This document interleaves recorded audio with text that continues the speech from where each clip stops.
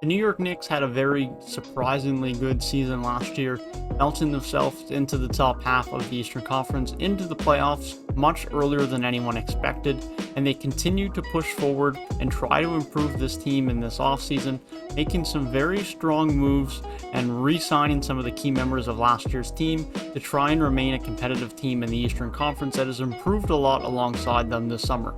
So that's what we're going to be talking about in this video. We're going to be talking about who has came in, who has left, who they've retained, and how I think this team could then fare for next season, as well as some of the salary cap implications of what they've done as well. So with that being said, let's get right into it and talk about the New York Knicks offseason. Starting off with who the New York Knicks have brought in the summer, we're going to be talking about Evan Fournier and Kemba Walker as the two notable players that the New York Knicks have brought in the summer. Evan Fournier, of course, signing on a 4-year deal worth in and around $78 million.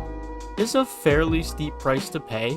It's definitely more than I would have liked to pay Evan Fournier, but at the end of the day, when you're dealing with free agency, you are going to have to overpay by a couple of million a year to bring in a lot of those top end players, and Evan Fournier was one of those guys this free agency period. Now for the Knicks, I think this is a very good signing, albeit, as I mentioned, it is a bit expensive at about $19 million a year on a 4-year deal. He's going to be in his prime throughout those 4 years. I think he's going to be able to give them very good minutes at that shooting guard spot. He's going to be a very good scorer, a much-needed perimeter scorer, a much-needed good three-point shooter for this team, as they were one of the worst three-point shooting teams out of the playoff teams last year. And I think they definitely improve in that department with the signing of Evan Fournier. It also gives them another shot creator and shot maker outside of Julius Randle and RJ Barrett on this team. Someone else who can handle the ball, can make their own shot, and create a bit of offense for themselves. I think they definitely get that here in Evan Fournier, which is something that the New York Knicks definitely needed. And we also don't know the terms of this deal, but it sounds like Kemba Walker will be joining the New York Knicks once he is officially bought out from the Oklahoma City Thunder. And this is now going to be the new starting point guard for the New York Knicks this season. That was priority number one for the Knicks heading into this offseason. They did not like what they had at the point guard spot last year. They wanted to keep Derrick Rose, but primarily as the sixth man. And of course, they didn't want to run it back with Alfred Payton, as he has now left the team. But Kemba Walker is going to be the guy for them. He's going to come in on what will most likely be a much smaller deal than he was on with Boston, as he is going to get bought out on that deal from OKC.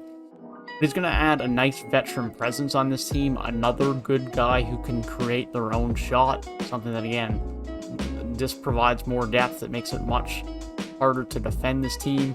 In the playoffs, Randle struggled, but Randle also had to do pretty much everything when Derrick Rose wasn't on the court. And RJ Barrett, of course, struggled in his first playoffs as a younger player, but now they bring in Kemba Walker, someone who has a bit of playoff experience, not a ton, although he does have a lot of experience in the league.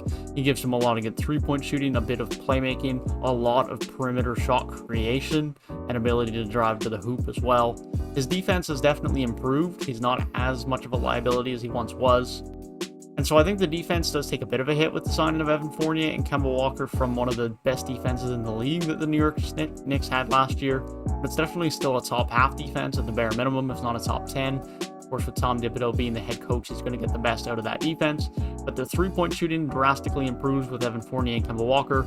And they add two more guys, especially another one in Kemba Walker, that can create their own shot, which is now going to give that much more versatility and more options to their offense, now having Kemba Walker, Evan Fournier, RJ Barrett, and Julius Randle all on the perimeter, who can handle a bit, who can make their own offense, and can space the floor a bit as well.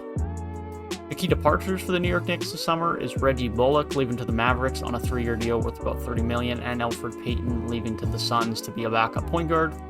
The Alfred Payton departure is kind of expected, not really going to be needed. They have Derrick Rose as the backup point guard. They still have Emmanuel Quickley as well, and they also brought back Alec Burks, as we're going to talk about a little bit later after we talk about who left. And so losing Alfred Payton's not that big of a deal. Reggie Bullock is a bit of a miss for sure. And then now they didn't need him in the starting lineup anymore, whereas the Dallas Mavericks will, so he has a bigger role there. They might have offered him more money, and so it makes sense for him. But the Knicks are definitely going to miss his 3-and-D presence. His three-point shooting is very valuable. His wing defense is very valuable, and that's something that the Knicks will definitely miss and haven't adequately replaced at that same level this offseason. They now have also brought in Dwayne Bacon, which I didn't mention in their signings portion. That was made after the creation of my notes, unfortunately, they have brought in Dwayne Bacon to kind of fill that role of Reggie Bullock off of the bench.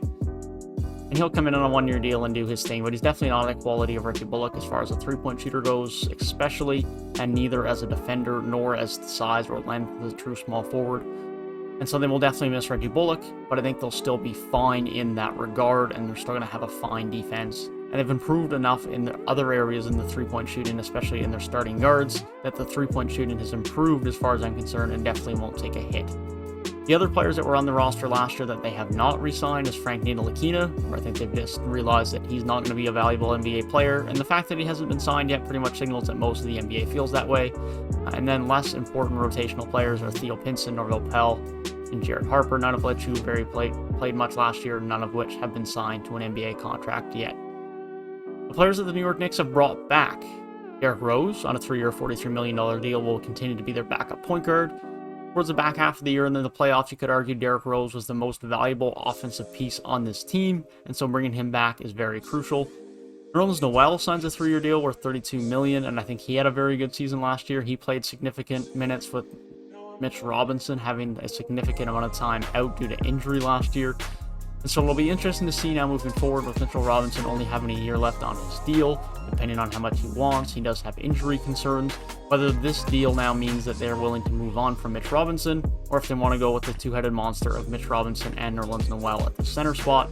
They also brought back Gibson, of course, the Tom Thibodeau legend back from the Chicago days. He stays with Tom Thibodeau, will continue to give them a bit of depth at the power forward and center spot off the bench when needed, and give them a good veteran leadership presence in that locker room alongside Tom Thibodeau. And then Alec Burks, who was second to Derrick Rose, probably the most consistent, valuable offensive piece off of the bench for the New York Knicks last year, was back in a 3-year deal worth $30 million, similar deal to Nerlens Noel, and will continue to be a good backup scorer for them. They now have Alec Burks, Manuel Quickley, and Derrick Rose all off of that bench.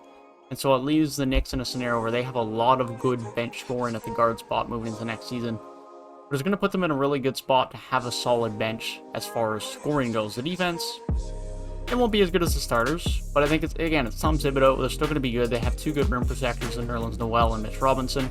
So I think this defense is still going to be more than fine. Here's what I look out for the New York Knicks.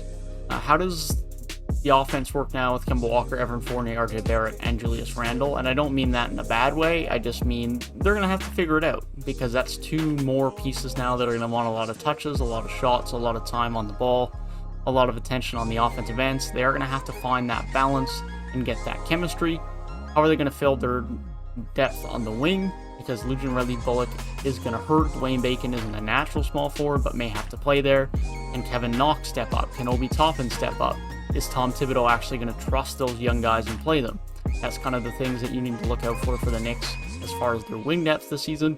And then the biggest thing I want to look out for now from a team building standpoint, given this is the nature of the video, is Nerlens Noel just got signed to a 3-year deal at $32 million. Mitch Robinson's probably going to be looking for $10 to $12 million a year at the bare minimum on the 3 or 4 year deal. And I find it hard to believe that you're going to pay two centers on your roster over $10 million a year on a multi-year contract. And so I'd find it hard to believe that they do keep Nerlens Noel and Mitch Robinson, which to me indicates that Mitch Robinson is either going to leave as a restricted free agent next summer, is going to be traded via sign and trade next summer, or is going to be traded before the deadline this upcoming season. So be sure to keep an eye on that. This Knicks team is currently sitting at about $112.5 million spent on payroll next year, and that is not including the Kemba Walker signing, which we do not know the details of yet. So they're likely going to be over the salary cap.